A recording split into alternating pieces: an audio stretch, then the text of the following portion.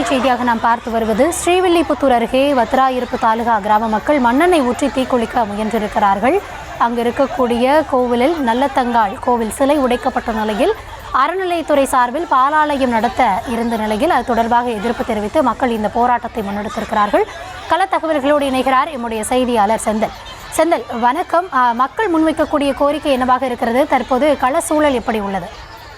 வணக்கம். ஸ்ரீவில்லிபுத்தூர் அருகே வத்திராயிருப்பு தாலுகா நல்லதங்காள் கோவில் சிலை உடைக்கப்பட்ட நிலையில் அறநிலையத்துறை சார்பில் பாலாலயம் நடத்த கிராம மக்கள் எதிர்ப்பு தெரிவித்து மண்ணெண்ணெயில் உடலில் ஊற்றி தீக்குளிக்க முயற்சி இதனால் பரபரப்பு.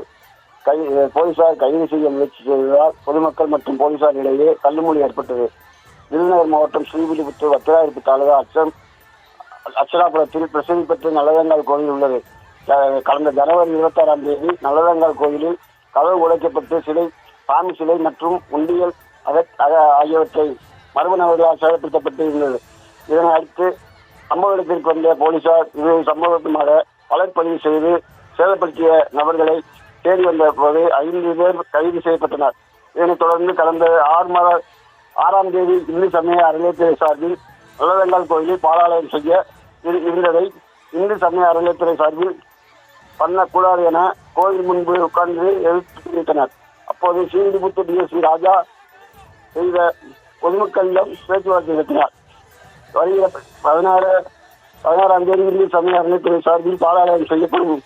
அதற்கு நீதிமன்றம் மூலம் தடை வாங்கி பாருங்கள் என்று கூறினார். 3 மணி நேரம் மேலாக கோயில் முன்பு காத்திருப்பு அச்சனாபுரத்து பொதுமக்கள் பின்னர் கலந்து சென்றனர். இந்து சமய அறநிலையத்துறை சார்பில் பாலாலயம் செய்ய இருந்த நிலையில் பாலாலயம் செய்யப்பட்டது என காலை 6:30 மணி முதல் கோயில் முன்பு அச்சனாபுரம் கிராம மக்கள் ஆண்கள் பெண்கள் 2 பாலாலயம் செய்யப்பட்டது என எதிர்ப்பு தெரிவித்தனர். அப்போது போராட்டம் செய்த போது மக்களிடம் ஸ்ரீவில்லிபுத்தூர் கடந்த 6ஆம் கள தகவல்களுக்கு நன்றி செந்தில்.